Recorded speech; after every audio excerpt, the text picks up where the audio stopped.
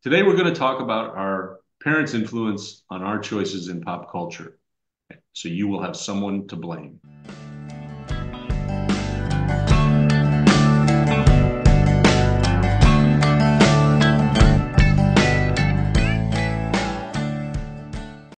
This is Third Song In with Chris Derrickson and Tom Polachek. We are happy to welcome back our friend, businessman, speaker, amateur cyclist, author of The Grace Arsenal, and Madman Baker, Andy Armstrong. Welcome back to Third Song In, buddy. Awesome to be back, guys. Been doing some yeoman's work since I left. Well, to be fair, most of our ideas in the last few episodes have come from you. So you're our behind the scenes producer, I think, at this point. So Andy suggested a topic. Why don't you tell us what you were thinking and what your suggested topic was? Because it's the reason you're back on the show. Well, a half a dozen times through the episodes you guys have done, you've made references to listening to music in your parents' basement and uh, um, different things that came out of the pop culture world from your parents, and it was a huge part of what formed me as a person and what formed my thoughts on music and art and TV and books and so forth and so on. So I thought, well, let's take a deeper look and talk about what really came from your parents and what that was like. And it was an interesting journey for me going back and really looking at the things that affected me. And I stayed pretty close to music, but it's a weird journey going back and looking at the younger you and seeing what influenced you and how. I agree. I was afraid that I wouldn't be able to, think back to those days. I mean, I reference, sitting in my basement and air guitaring to Bob Seger, but I hadn't really thought about some of the other things that we would. I'd often be stuck in the car, and we'd be listening to AM or FM radios, who were sort of beholden to whatever was on, and a lot of those came back when I started doing the research. So I thought this was a really productive and fun topic. Nice job, Andy. Did they roll down the window a little bit when they left you in the car, or did it get really hot? It got pretty hot sometimes. Looking at the topic as you suggested, Andy, I'm with Chris. I initially I thought, well, this might take a little digging, but it really didn't take much. And I'm actually even better prepared because our prior episode, which has not aired at the time we're recording this, but what involved a road trip I took with my dad, and we talked a lot about music and other stuff from both when he was a kid, but also when I was a kid. And it caused me to remember that my folks had actually they had a pretty significant record collection, like a lot more than a lot of my friends' parents had. I'd go to other people's houses and I'd see usually you'd see some kind of hi-fi or stereo, but you wouldn't see a ton of records. And my dad had a whole shelf full of LPs in the basement. And truthfully, he didn't listen to them that often that I remember, but I listened to a lot of them. And the one thing that came from it, and this is funny because Chris and I always talk about our preference for singers who don't have perfect singing voices. And when I thought back at my dad's record collection, I realized for me, it's a direct connection back to what he listened to.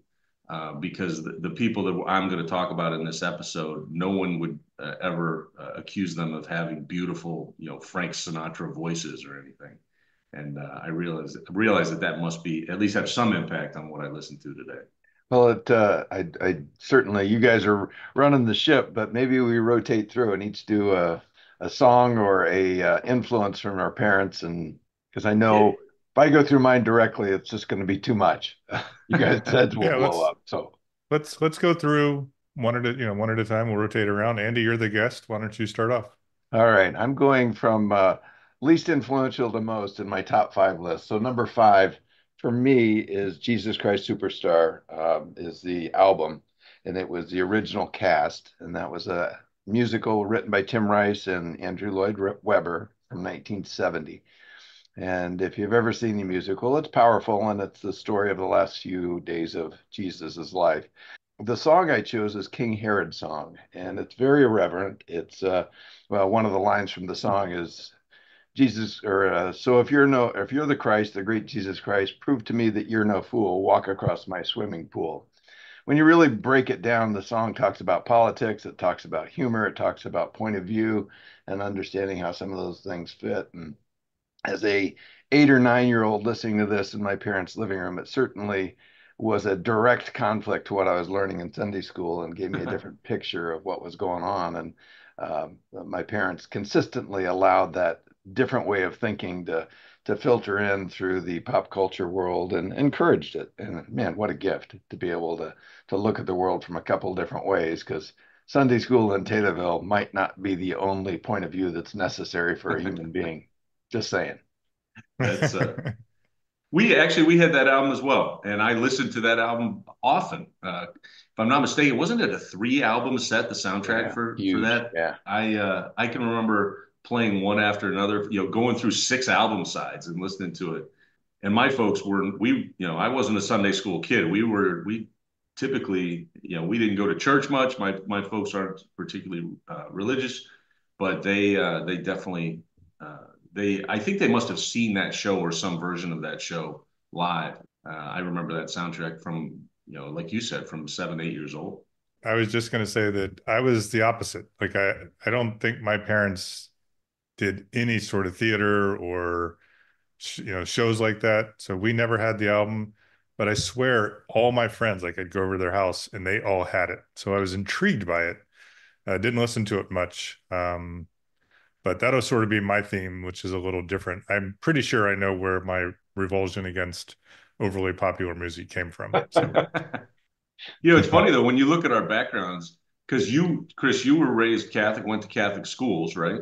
yep, yep. And so that probably, my parents were both Catholic, but they were definitely lapsed, particularly at the time that I was growing up when I was younger. And if I can't remember any, but Methodist, is that right? Methodist. Yeah. Yeah. So that probably, those different roots probably have an impact on whether you've got Jesus Christ Superstar in your basement. Chris, you So want to go next? I'll jump in. I didn't go from, I don't know. I remember sort of the sequence of memories. So I didn't go with any Seeger because I've talked way too much about that. But I did go with the song that I distinctly remember. And this is one I'd not thought about probably in 30 years. Just one that came across the radio all the time and had to be early 70s. And for some reason it stuck.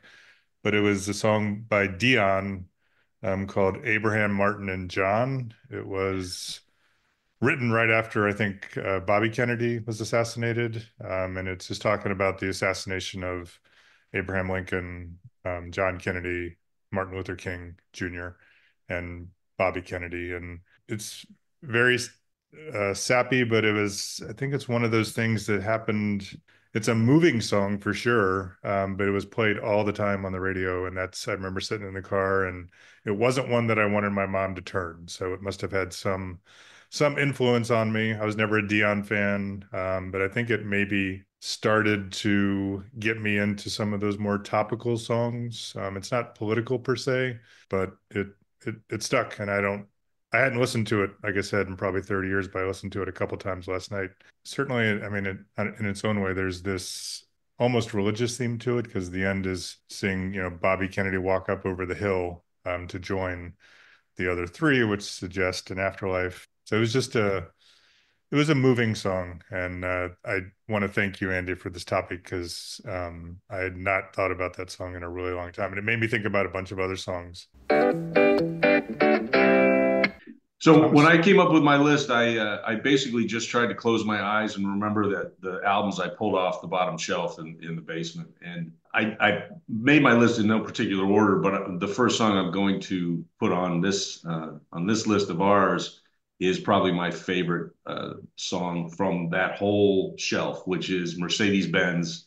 It was sung by Janis Joplin. It's from the album Pearl in 1971.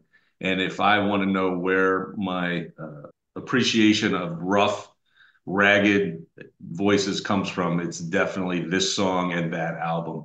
Every song on that album, by the way, is a classic. And Janis Joplin, I've read about her a little bit. It's tragic.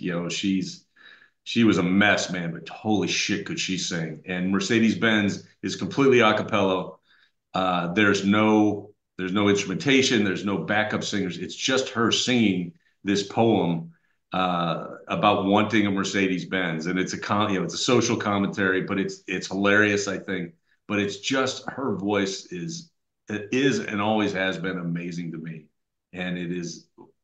I listen to this album and at least this song at least every couple months, just because it always takes me back. It's the voice that comes when you gargle with barbed wire. And bourbon. And bourbon. Yeah, she was something, man. I saw a great live performance. It was called Letters from Janice up in Chicago about 20 years ago, and it was like a three-person play, and it was all taken from letters she had written to her sister. But the woman who played Janice, they would break for songs, and man, that girl was good. She was no Janis Joplin, but man, it was enough. It was really a cool show. I'm jealous that that was on your record shelf because and you'll hear this in some of my recommendations. While I was often taken to what you would call sort of countercultural movies, my parents did not listen to any of, the Janis Joplins or the Bob Dylans. That I obviously gravitated towards more of those ugly voices, ugly but powerful voices later. But at the time, was not something that was readily available to us. So, Andy, what's your second choice? And the beat goes on from Sonny and Cher. Um, Drums keep pounding rhythm to my brain. Man, it just has such a good sound to it. They wrote that thing in 1967, and Cher was just 21 years old. You listen to it, and you might guess she's 16. I mean, she sounds so young, but Yeah. man, it's just a good sound. It's fun. But the reason I chose it was the Sonny and Cher show was such a part of our lives. Every Yeah. Sunday we'd watch the Sonny and Cher show, and that was a family event. All four of us sitting around the TV watching Sonny and Cher, and it was a terrible show. It was awful, but it was a fun family time and just brings back great memories. And they were an interesting pair and did some interesting music. And obviously, Cher has had her amazing career since, but that song kind of stuck with me, and I remember belting that one out many times in the living room. Yeah, I can remember singing along to the 45 my mom had of that song. I think those shows are an important thing to remember because if you were fairly popular at the time, it's sort of the peak was getting your own variety show. So Yeah, you you're had right. Sonny and Cher had one. Donnie Donnie Marie. Marie, yeah. Yeah. Yeah. They all kind of followed the basic look of the Carol Burnett show, which Yes. was Yeah. just amazing stuff. There's some stuff you can watch today and just laugh out loud. Harvey Korman as a Oh. dentist, Tim Conway. Oh my God, Yeah. that's one of the funniest things I've ever seen in my life. But that variety concept just played so well then, and it's never been repeated as well, I don't think. D, what's My next? All right, so I did return to the basement with this one. I did not lip sync to it, but Kenny Rogers was a really big deal back, probably a little bit later than what you all are talking about. But I think his first band was called The First Edition. I think it was at various times it was called Kenny Rogers and the First Edition or whatnot. But where he really blew up and we had the album in the house was the album The Gambler. And then I chose the song, the title song from that one, which everyone knows. You got to know when to hold 'em, know when to fold 'em, blah, blah, blah. But he was revered in our house. And I think they went on to make a TV show out of The Gambler, which I think he starred in. And I didn't hate it. I listened to that album through a lot because one, we didn't have a lot of albums. And that was a great song. I don't care. It's probably made fun of more than anything these days, but it was catchy and he's got a great voice. I've talked before about going over to my grandparents' house, which I didn't include this one because it was my grandparents, not my parents. And everything stopped for Hee Haw. And, he was one of those, who was probably on multiple times. He was a fun actor, a fun person to listen to. So I was fairly into Kenny Rogers when I was younger. My third choice Second. is correct. My second choice. I don't know where I'm going. My second choice is Dance Band on the Titanic from the album of the same name. It came out in 1977 by Harry Chapin. It is not the Harry Chapin song from my parents' collection that I listened to the most. It's not even the album I listened to the most, but kind of looking back from this perspective, it's one of my favorite songs of his. We used to listen to. He had a live album that was phenomenal, and my parents would constantly listen to it. We had it as an album. They had it as an 8 track. We would listen to it when we were camping. Like I heard the songs from the live album constantly. And I found this in their collection. I found Dance Band on the Titanic in their collection and realized that it was the same artist. So I listened to it. And the whole album, not as solid as the live album, but Dance Band on the Titanic is just a great, kind of funny song that is literally about the band that kept playing as the Titanic sank after it hit the iceberg. And it's just, looking back, there's some of Harry Chapin's stuff was just a little too long and a little too wordy, but this one was really well done. What's your Andrew? third song in, Andrew? Third for me, Dance 10 Looks 3, from the musical, and this is my last musical. I apologize, guys, but I think it does Boo! it does speak to my current set design and set building penchant. So I will nod to this one. But album came out, or the musical came out in 1975. It's a chorus line written by Marvin Hamlish. And in 76, it went on tour, and my parents drove us from Taterville down to St. Louis to see it at the Fox Theater. And this particular musical hit me in so many ways because 76, I was 10 years old. But this musical faces psychological problems, it faces sex, it faces homosexuality, it challenges a whole lot of stuff. And I give my parents a lot of credit for putting us in that place at that age and allowing us to see things and allowing us that to be a topic of conversation. And it was not comfortable. I remember cringing in the audience listening to this guy talking about the first time that he had feelings for another man, and thinking that's not Hmm. right. That's weird. But opening that door allowed me to be a totally different person than I might have been otherwise. And so I give my parents a lot of credit for that. But if you don't know this song, it's the Tits and Ass song. And the line that I pulled from it just tits and ass won't get you jobs unless they're yours. Um, so it's a fun song, and but it's again one of those irreverent things. I shouldn't be listening to this, but man, I like doing it. So it was a good one and a big influence on my view of pop culture for sure. I like Cool. it. I don't know that song, and it was definitely not in my house. I was we may not have been overly religious as far as going to church all the time, but Catholicism definitely reigned over our house with the very traditional morals. And Yeah. Tom knows this very well. I mean, when I went off to college, I was conservative in both my political and my other views, and I pretty quickly was able to recover from that. So that's the sort of stuff I would have gravitated toward, but definitely didn't have access to when I was a kid. Didn't think it was on the catechism list. I wasn't sure, but All right. So interestingly enough, even though songs like that and ideas like that weren't in my house, I think I've talked about it before, but I would be taken or we'd be able to watch any movie that I wanted to, and rated R, rated whatever. And I think a lot of it is because we probably went to the drive-in, which was less expensive, and shows were usually several, a year or so later than when they were popular.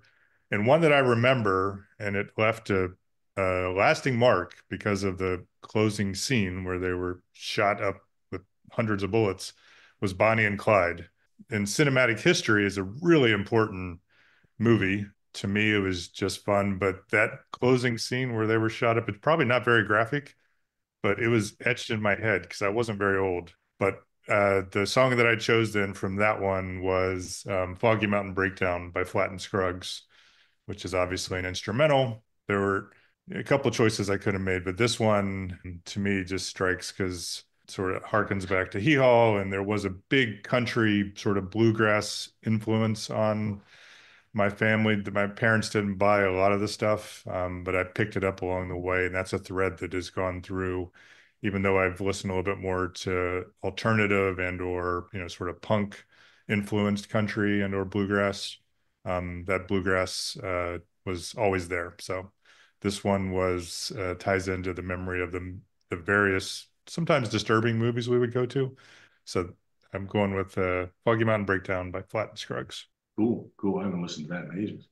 My third pick is interesting because in talking to my dad in our long road trip, he talked about when he was in high school and into college, or at least the beginning of college, his genre of choice was folk music. He loved folk music.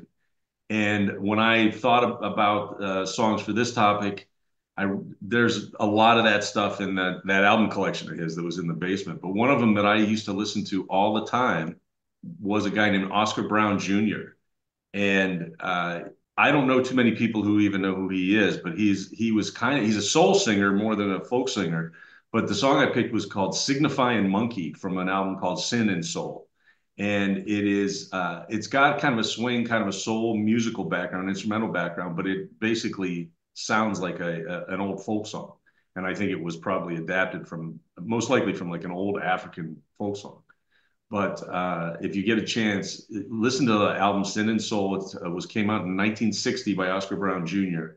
And my choice is "Signifying Monkey," which this is as good a time as any to say Andy, this is gonna be our second third song in presents playlist. We're gonna make a playlist out of the choices that the three of us are making right now. That'll be separate from our regular season 4 playlist.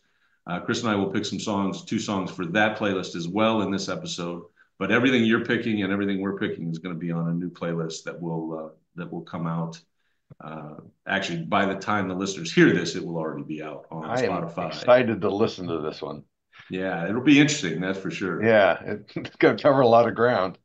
Yes. Yeah, if we do a poll, I am not going to win. You guys got some cool choices, including Andy's next one, which finally I can relate to one of Andy's songs. Yeah, this one's probably in my top 10 songs now that I would choose for desert island songs to take with me. And that's And When I Die from Blood, Sweat and Tears. And this is such a third song in perfect song because it's got David Clayton Thomas, which I would put him in the same category as Janis Joplin as far as voices go. Yeah. He didn't have the career that she had, but man, what an incredible voice. And I remember hearing it then and thinking, this is cool. And have heard very few that I like better. There's a harmonica in it, so that fits third song in very well. Not too fast. It's got a honky tonk piano on the break. So, I mean, everything but an out of tune banjo. We got almost it all going on here. Perfect. But this song speaks to a couple of things. One is the sheltered life. And you guys both have talked about how, small towns and where you are. And Taylorville, Illinois is not a big town, 10,000 people. And there's a lot I didn't know. But this album, probably more than anything else, is one I look at and go, oh man, I was sheltered because I got to watch you with you guys and didn't know that these guys didn't write and perform Sympathy for the Devil for the first time. I didn't know that they didn't write and perform God Bless the Child for the first time. So the Rolling Stones and Billie Holiday, I had no idea. I'm like, really? They didn't do that first? Both covers on their original album, but both of them are great songs by Blood, Sweat, and Tears. So they did a good job with the covers. But certainly I was not well seasoned in my musical knowledge going on to college. It was hard to know back then. When I was looking at this, I'd find songs like I talked about Kenny Rogers, one of their big hits, and I can't remember the name of it now, but I looked at the album from it, and I feel like more than half of those songs were by other artists. I mean, it was a big thing. They traded songs a lot more, not traded, but they recorded other songs all the time back then, Yep. especially country. Like you'd take a rock song and countrify it. And I know there's a big strategy around that for, was it King Records or Tom, was that the one where there was one that they owned both the R&B label and a country label, and they'd always put songs out on both to maximize the value of those songs. So it's hard to know. I understand where you're coming from, but even now I go back and still don't quite know. I'd be like, who wrote this song? But that was a fantastic album, and it was one in my household. I was probably going to choose one, but I saw your list first. But the other one that I love from that is "You've Made Me So Very Happy," which is but easily "And When I Die" was my favorite song. That's a great, great song. All right, for one of the worst segues ever, but there's a purpose here. I chose "All Out of Love" by Air Supply because my mom loved Air Supply. Like it didn't matter, but and again, their stuff was catchy. Catchy is the right word. It's It not was the right it was word. it was it was Happy what you're nauseatingly looking for? sweet. Yeah, I guess that's what it is. But I hadn't heard that song in a long time either. I went back, so it's from 1980, one of their biggest hits. It had like on YouTube, it's got like 800 million plays or something crazy like that. But they were a big deal. They were Yeah. terrible, but my mom couldn't get enough of them, and that was one that I'm pretty sure Air Supply's almost solely responsible for me hating popular music because Yeah, I mean, that was AM radio. Every other song was All Out yeah, of Love. It seemed yes. like it was constantly playing wherever you were. I think I can drop the mic at this point because I got Chris to recommend a song from Air Supply, Yes, All yeah. Out of Love. I mean, it's not too fast, but man, that's a win. I'll take that as a total victory. I am surprised his head didn't explode when he said It it. did. It did last night when I was listening. I had to put it back together for this So episode. for the viewers at home, or the listeners at home, you should see Chris's face right now. He's about as red as I've ever seen him. So you can tell he's got a lot of shame carried with this one, but it's wow. I am just I'm if I get to speak at your funeral, Chris, I'm starting out with Chris put All Out of Love on a playlist once. And I don't even. So I'm not recommending this one, but this is another one I hadn't thought about in decades. But do you all remember the song "Sometimes When We Touch"? yep. Oh yeah. It was super sappy. I wasn't sure. I assumed it was really popular. But that one came to mind and is another one that I liked for a while, but then they played it so much and it was so slow. I was like, I can't pick that one. Mm. Andy will kill me. But it's another song that I hadn't thought of again. So thank you, Andy, for this trip down memory lane. It's been fun. Yeah, I agree. I agree. My next pick for this special playlist is a Beatles song. My folks didn't have all the Beatles albums, but they had Rubber Soul, which came out in 1965, and the song I want to put on the list is Norwegian Wood. I think it's my favorite Beatles song, which is hard to say when you're looking at a catalog like that, but it definitely was the song I listened to the most when I was 13 years old and laying on my back in the basement of my our house in Wheeling, West Virginia. And this seems like a playlist that needs at least one Beatles song. So I'm so glad you chose that because there was not a Beatles album in our house. wow, We had Wings Over America before we uh, had a Beatles song. So my is that right? introduction to the Beatles was through McCartney going backwards. And then it's just, I scratched my head, but my parents got married at 17 and 18. My mom was 17, my dad was 18. It was a week out of high school, and there may have been a reason for it, but we're not talking about it now. But they didn't have a lot of money. They were in college when we were kids. And so I maybe had 10, 15 albums to choose from. But the Beatles were like, oh, wow.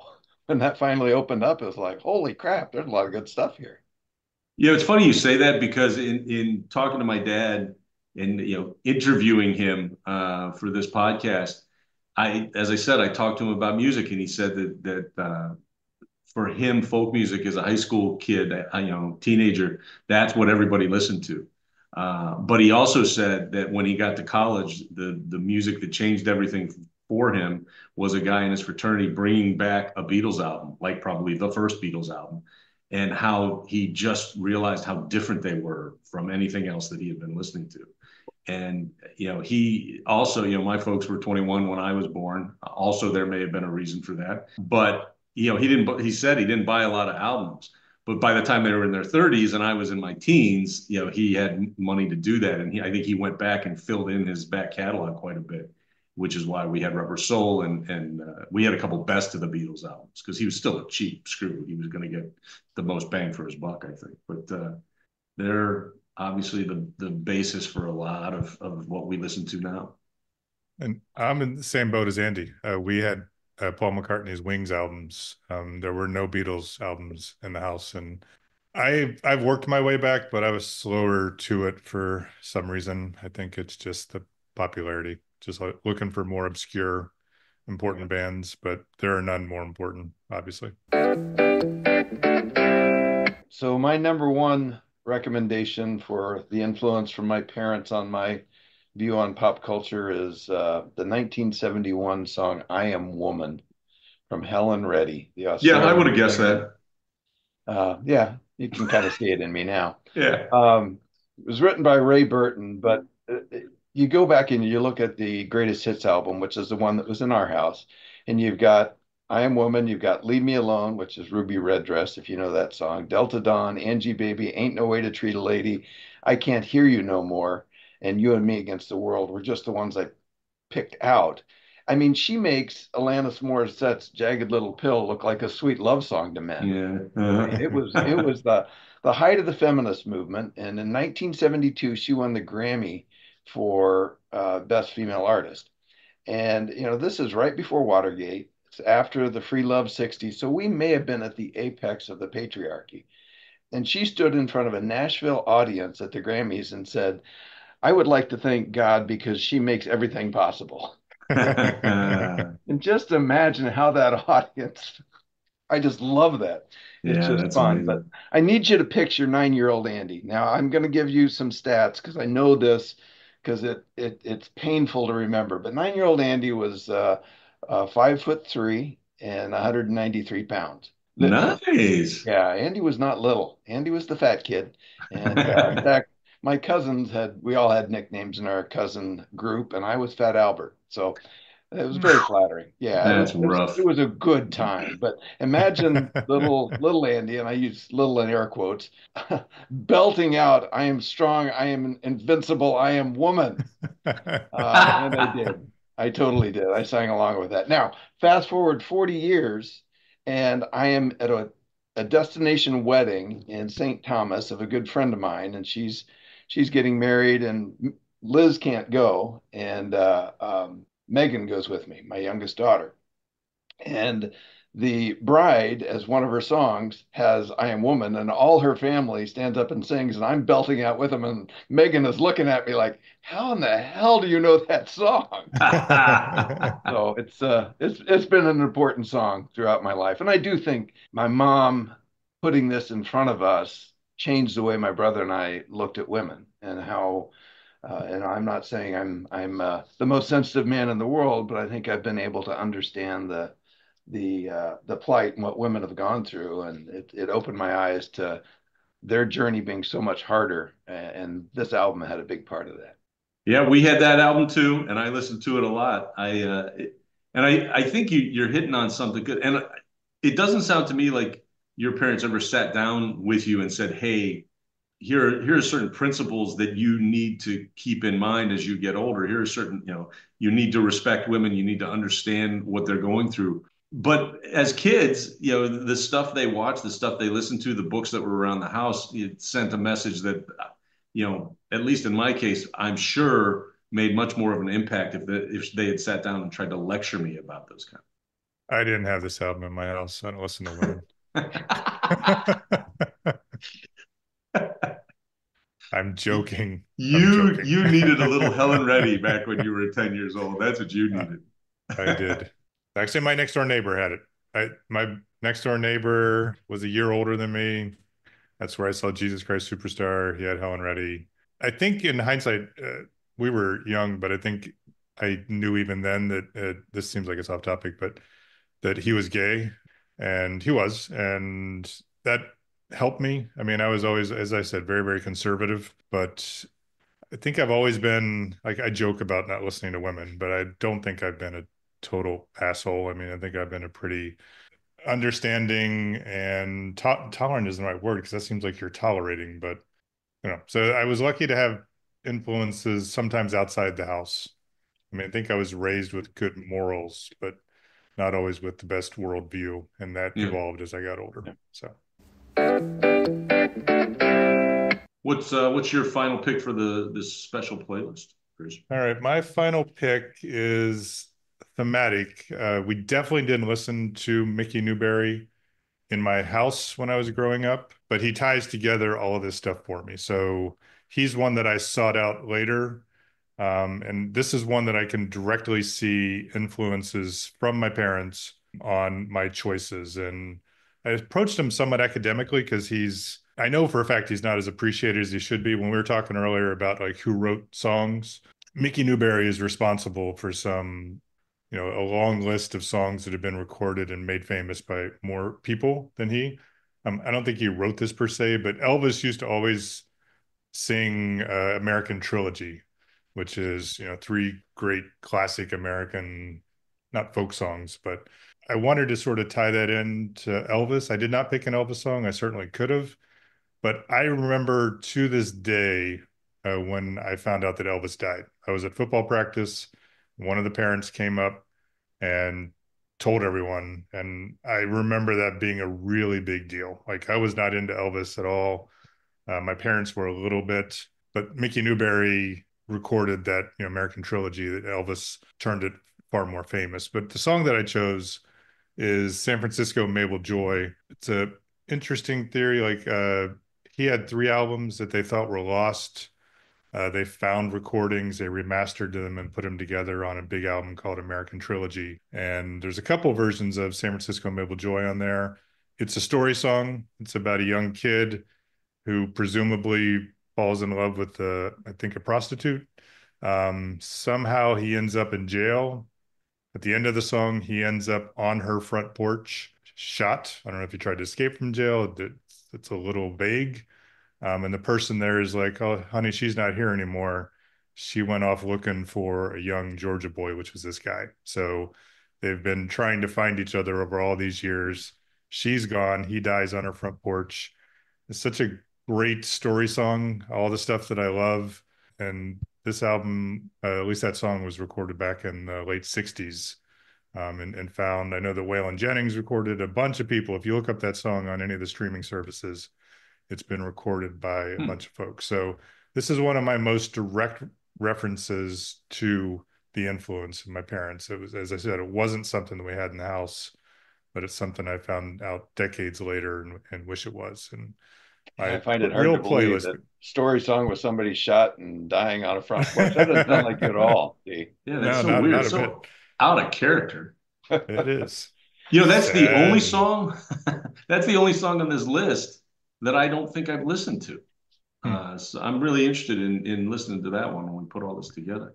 So don't worry, my playlist pick is my rebellion towards all that stuff. So, Cool. but I did Cool. I did want to show some gratitude for the influences that I picked up from my parents. Absolutely. That's the idea. My final pick for this playlist is the song Hurricane by Bob Dylan from the album Desire, which came out in 1976. I think this is counterpoint isn't the right word, but it goes in conjunction with I Am Woman. In my mind, this is a song and an album that was in my parents' record collection from back as far as I can remember. It is a song about race in America. It's actually it's biographical because it's about Reuben Carter, who was an actual boxer, who was basically framed by the police for the murder of another man. And it is also, in that regard, a story song. It's Dylan when Dylan was, I think, Dylan's best. You could still understand him when he sang.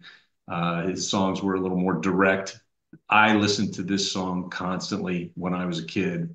And again, my parents didn't sit down to me and say, hey, you need to treat people of all races the same, or at least not very often. But I had music like this to listen to that gave, basically the perspective of a black man in a city in the United States. And I had lots of that music, whether it was Dylan singing, about a black man, or a black man like Oscar Brown Jr. singing about what his life or his family's life had been like.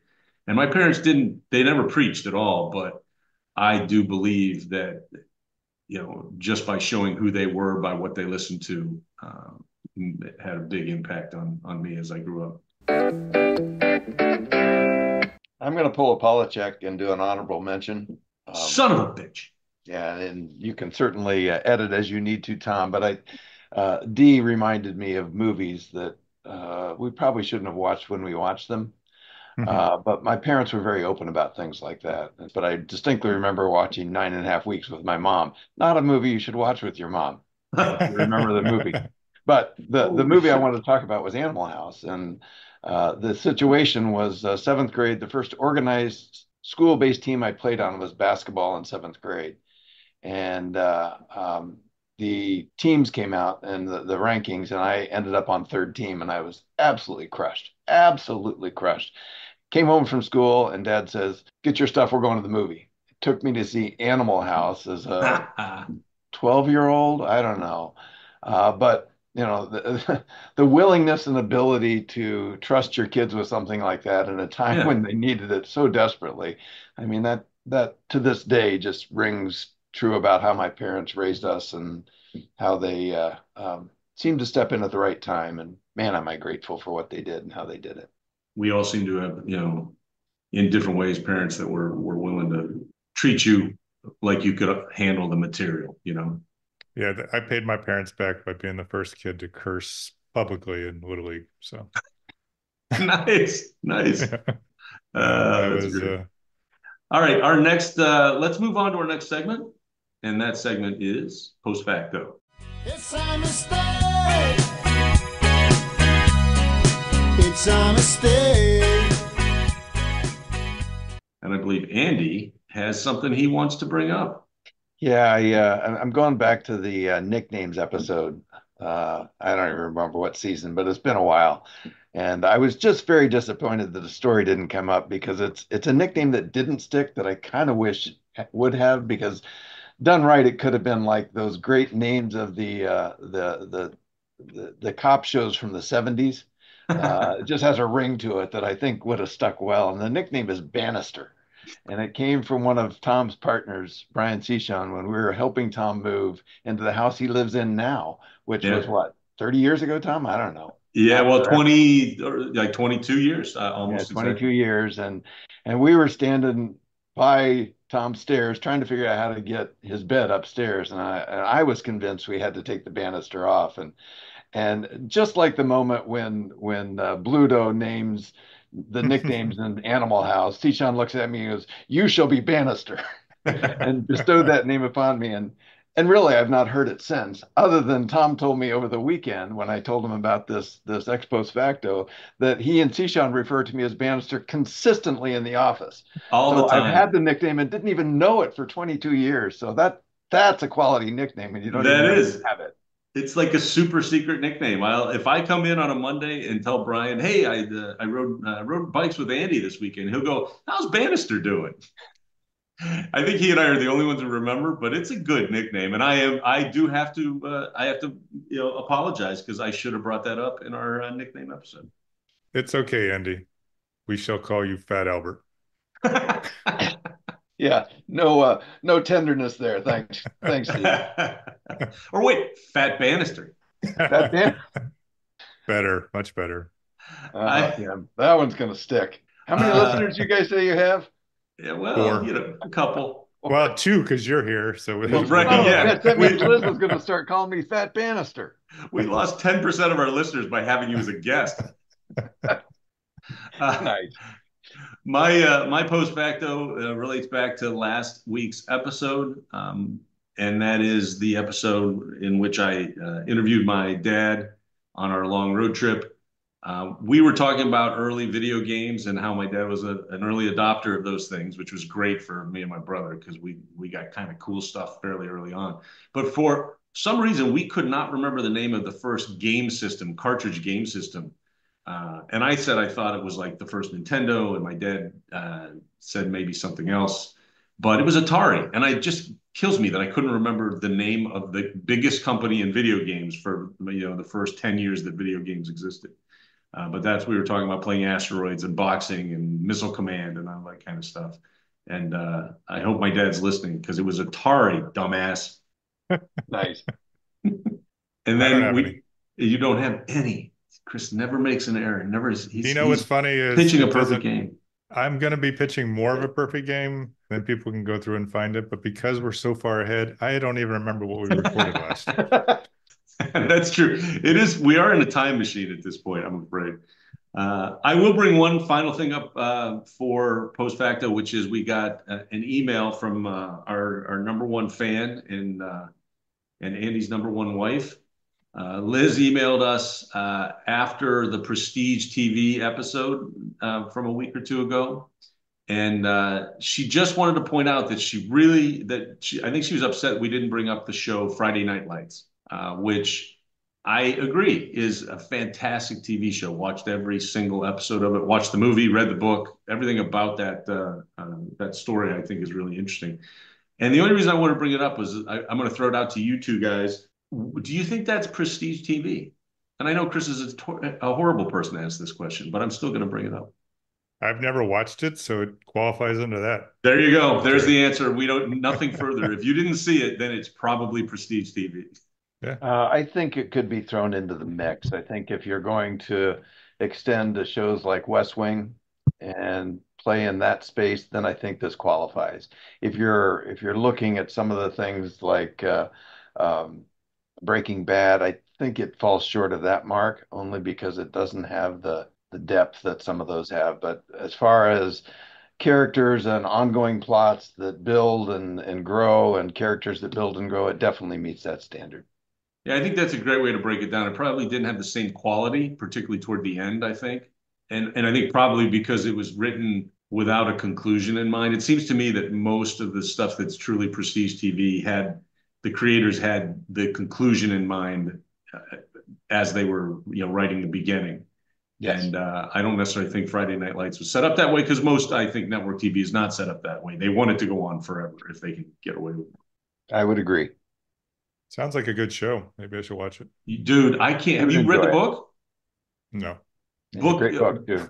Writer's name is Bissinger. Dude, you got to read. I mean, you played high school football in, I won't call it a football factory like these Texas programs that this is about, but I think you would really relate to it. The book is fantastic, and so is the movie for that matter. Billy Bob Thornton plays the coach in the movie, and it's a great film. I'm actually a little shocked you haven't done one of those three things. What's wrong with you? My quarterback in high school went on to play at Ohio State. Start. Yeah, no, I know you went to St. Xavier, right, in Cincinnati. Yeah. I know that particularly back then they were known as one of those powerhouses. That's one of the reasons I think you really relate both to the TV show and the movie, and for that matter, the book. I recommend that highly. So I'll reference Liz once, and she always talks about being nice to my friend Chris and Tom. But to this day, I have the distinction of being on the only losing team for our head coach. He had winning records his entire career, except for my senior year. We were 4-5-1. So there we go. Yeah, I can really relate to that problem. All right, I'll read the book. I probably won't watch the show. Read the fucking book, will you? Just read the book. Next up, we're going to ask Andy to join us for staff picks. Just around the corner from you. Let's talk about some pop culture that's recent that we think the listeners might want to take a look at. Let's let Andy go last because I really like his pick. You got it. Why don't I go first? I'm breaking the rules a little bit. I'm recommending something that is not new, but really new to me because I'd never even heard of this movie until I bought it for $4 at a used record store about 2 weekends ago. The movie's from 2008 called Cadillac Records, directed by Darnell Martin. It is basically a story. It's a biopic about a record company. And the record company is Chess Records out of Chicago, which was the blues and eventually kind of R&B record label for a relatively short period of time. Their stable of performers were amazing. It was Muddy Waters, Chuck Berry, Etta James, Willie Dixon. It was all those people that you associate with Chicago blues movement. And the cast is amazing. This is a film I wasn't aware of until I happened to see the cover at this record store. I picked it up, I read the back, and I thought, holy hell. Jeffrey Wright plays Muddy Waters. He's that outstanding actor that he just won an Oscar, I think last year, maybe it was the year before. He's just amazing. And these days he's everywhere, but I think he was relatively unknown at that point. I think he was a stage actor, maybe. Adrian Brody plays Leonard Chess, who started the company. Mos Def, the rapper, is Chuck Berry. Beyonce is in the movie. She plays Etta James. And Cedric the Entertainer is Willie Dixon. And I recommend it highly. Like I said, it's not brand new, but I don't think very many people saw it. So look for Cadillac Records. It's probably streaming somewhere. It's a great story of all of those performers as an ensemble and what happened to Chess Records. I'm doing shameless self-promotion. I put out a blog yesterday, which was September 5th, for those who are, depending on when this comes out, on an artist named Joshua Ray Walker. He recently went through some health challenges. I won't repeat the whole blog. And it sometimes, no, sorry, every time, like the worst possible time. Like he got an opening gig for the Killers. And in the middle of that gig, you basically got an appendicitis and had to have his appendix removed. He played the second show while he was suffering the appendicitis and was rushed to a hospital afterwards. So he released an album of that performance called I Opened for the Killers and All I Got Was Appendicitis or something like that, which is awesome. And then he was going to be on the Jimmy Kimmel show and was driving, I think, in the limo to the show, got a call from his doctor that they discovered he had colon cancer. So he's undergoing treatment, and you can read more about it in the blog if you so choose. But he released an acoustic album just the last couple of weeks. The opening track is called Thank You for Listening. It was recorded in one take, and it's a really great song, especially if you know the background, what's going on with him. But one of the lines in it is, if this is my final curtain call, I have no regrets at all. Just the way he sings it, which is far better than how I say it. He's got a great, great voice. And segueing into my favorite song on that album and his whole library of songs is a song called Voices, which Andy will love because it's all about a guy who's depressed and borderline suicidal. There's some interesting religious references in it. He literally holds a note for a full 20 seconds. Oh, God. And why I love this version is just a few seconds before that, you hear his voice crack. So you get some of the roughness of an acoustic recording with incredibly talented vocalists. So Joshua Ray Walkers, thank you for listening. I'd give it a listen. Nice. Danny, what do you have? Well, I am going to go to a July release album called Passage du Despair by Johnny Blue Skies. And you may know Johnny Blue Skies as Sturgill Simpson. And I stumbled onto this just randomly on my listening app, and third song in, the whole album is great. And I want to talk about a different song as well. But Scooter Blues is his third song in, and it's the first one I listened to because that's what I do now. I go to the third song because Dee has trained me properly. Third song in is a song called Scooter Blues. And the first two lines hit me. It's, I've been feeling like a piece of rice paper. I think I'll move to the island and turn into vapor. I mean, does that paint a picture? I mean, Yeah. what does it feel like to feel like rice paper? But there's some other lines that are just brilliant. Spending my mornings making chocolate milk and Eggos. Another one, when people say you or him, I'll say not anymore.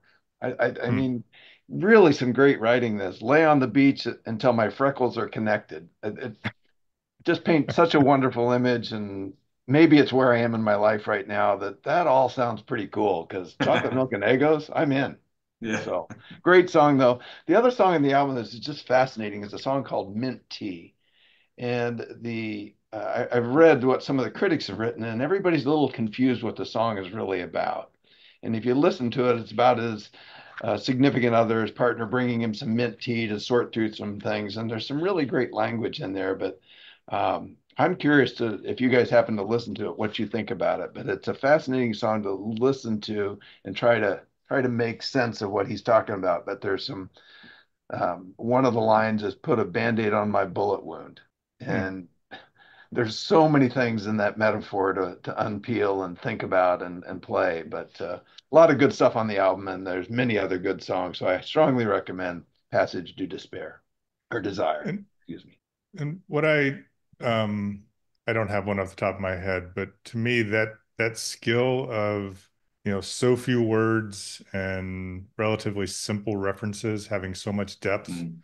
is that's what drives me to lyrics. Like I said, Andy, it's egos, at least even for us, especially. I mean, egos go back years. I mean, the idea of just popping them in the toaster for yourself, for your kids. Yeah. I mean, they bring back so many memories, Yeah, but probably for everyone. So it's but just some then really cool stuff. spending your whole morning making chocolate milk and Egos, probably the two simplest things you can make. If I'm going to Exactly. spend the entire Right. morning doing it, Yeah, what a you're right. great, what a But that's great great. message. Yeah, those are great lyrics, right? Because you get all of that from 5 words. Exactly. That's Do you, Chris? Have you listened to Sturgill Simpson? I have probably not as much as I should. So I'm definitely gonna check this album out. And then what's his really famous one? The Something All the Way Down, Is it or Turtles? Turtles? Turtles All the No. Way Down, which is maybe not his really famous one, but that's at least one of the songs that I know. Yeah, I wondered if you did, only because he's that kind of odd artist that I think of him as, where's that location in the U.S. where you can stand in 3 states at the same time?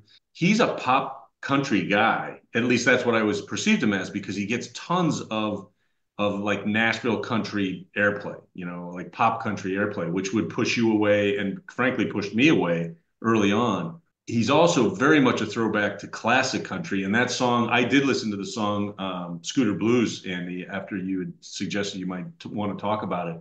And boy, that's just like outlaw era country music. It sounds like Waylon Jennings, it sounds like Merle Haggard, or even Bobby Bare, going back a little bit further. I mean, it's very much classic country, which I do like. And then some of his albums, some of his work is very Americana. It's just more kind of spare, more modern country. Actually, modern is probably not the right word, but alternative country that I know you like. So he manages to do all of those things, not necessarily in every song, but every album has got examples of his kind of different approach to things. And I do think he's a great songwriter. I've really had to fight my, what we like to call the Derrickson bias, because he's also very, very popular. But he's worth listening to, and he's pretty prolific too. So sometimes he'll just kick out kind of an acoustic, recorded in his own basement type of album just for the hell of it. And some of those are really good. All right, Chris, I think it's time for us to pick our songs for this third song in season 4 playlist for this episode. And I promised you and Andy earlier that my playlist pick to me starts showing where I am not rebelling, but going in a different direction than the influence of my parents. And I distinctly remember the first album that I bought with my own money, and it was Dire Straits' self-titled album from, I think, 1978. And I bought it to listen to Sultans of Swing, which was easily, I just love that song. Yeah. It's my first sort of favorite song of my own. And what's really funny is I didn't like any of the rest of the album. Like Oh, is that right? well, at the time I didn't, and I held on to it and went back to it and loved it, and I became a big Dire Straits fan. But at the time, I was so disappointed because I don't remember how much it was, but it was, a good chunk of change for however old I was, 12 or 13 or whatever. Mm-hmm. And but I would listen to Sultans of Swing over and over and over again. Like I said, pretty much that was it. And then it was years later before I really started to appreciate Mark Knopfler and Yeah. the band and what they did, and awesome songs like Romeo and Juliet, and they became part of the group that I bought up everything that they had. Yeah. And now I go back, and Sultans of Swing is a great song. It's still super catchy, but it's way down, not way down, but it's further down on the list of my favorites of their songs. Oh, yeah, they're so good. And I love, this is a great choice. I'm surprised this hasn't made it somehow on an earlier Yeah. playlist. I agree with you. My playlist pick to discuss parental influence on our pop culture choices is a Springsteen, excuse me, it is a Springsteen song, and the song is Candy's Room from Darkness on the Edge of Town, which came out in 1978. This is probably my favorite song on that album. It's not my favorite Bruce Springsteen song by a long shot, but that album was in their record collection, and it has a very distinctive cover, picture of Springsteen, and I don't think it is. I think it's just him leaning against a wall, but it always feels like he's in a lineup, like a police lineup. And it's just it was great photography and it always just stuck out for me. And I listened to that album occasionally, but not as religiously as I would later be, I later became such a big Bruce Springsteen fan. But I used to love to sit frankly, in the dark and listen to Candy's Room, which is a great song for listening to music in the dark. I don't know that song. No? Check. Dude. Well, listen to the playlist. I think you'll like it. I will listen to the playlist right after I make it. So, Andy, first of all, Chris and I would like to thank you so much for appearing again. We hope you'll come back and we can have more conversations of this sort. And I know that you do have to get going. So, is there anything you want to plug? Yeah, I'm designing the set for a play that opens September 27th in Evanston, Illinois at Shoot School, and it's a Gilbert and Sullivan play called Iolanthe, and very fun play. And the set has been a blast to build. It's not every day you get to build a fairy garden for the first act and Parliament and Big Ben for the second. So it's been an exciting garage at our house for the last 4 or 5 months, and exciting in my line of thinking, a pain in the ass in Liz's. So it's kind of if you're around Evanston, it's going to run for 2 weeks, Friday, Saturday, and a matinee on Sunday. So would love to see people come out. Dude, you are the most Renaissance of Renaissance men. I'm I always know. astounded by the stuff you do. If I'm not mistaken, the dates of that play are September 27th, 28th, 29th, and October 4, 5, and 6. Does that sound That is right? correct. That is Great. correct. And what's the name of the theater again? The Shoot Theater. It's actually a middle school that we rent for the theater, but the name of the crew is the Savieres. Gilbert and Sullivan troupe that's been active for since the 60s, actually, doing one Gilbert and Sullivan play a year, and I just happened to stumble into them and help them out. Well, that's awesome. That's awesome. Well, aside from being a set designer and technical producer or director or whatever you call that in the world of theater, you are also a published author. And I don't want you to leave without plugging your website and your book. Yeah, the gracearsenal.com is the website, and the Grace Arsenal is the book about how to be a little bit more graceful in your activity with others, and parable about a business person, but it certainly applies to most of life, is what people tell me when they read it. So, I agree with that completely. Well, gentlemen, thanks it has again been an for. absolute pleasure doing this with you, and thank you for the trip down memory lane.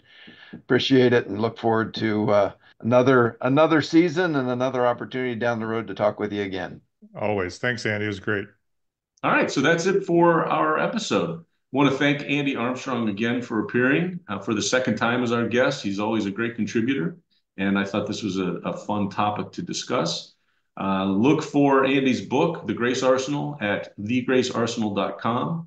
Look for if you live in the Chicago suburbs, look to and let me rephrase that. If you're in the Chicago suburbs and you like Gilbert and Sullivan plays, go see Iolanthe, which runs in Evanston, Illinois, September 27th, 28th, 29th, and October 4, 5, and 6. If you go, check out the sets because Andy designed and built everything you see. Third Song In is recorded in Chapel Hill, North Carolina, and Joliet, Illinois, and today in Elmhurst, Illinois.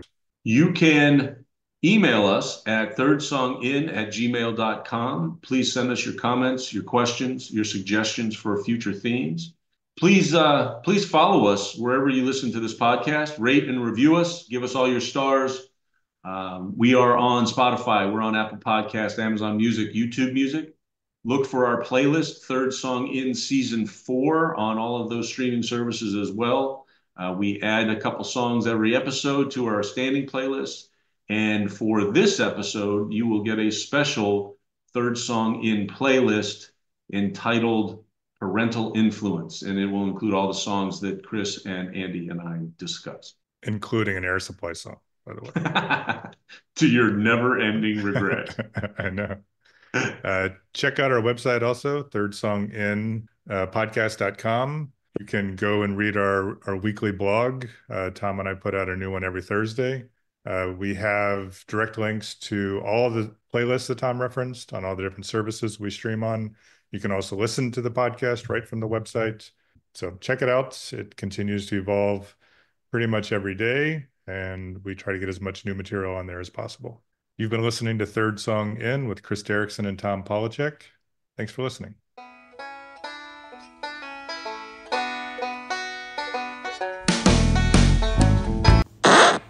Today, we're going to talk about how our parents influenced our pop culture choices. Thought I was going to have some after that. Can we block listeners? Because if they like Air Supply. Yeah, that's probably a good point. Sorry, Mom, you're not going to make it to her. Damn, now we're down to 9 listeners.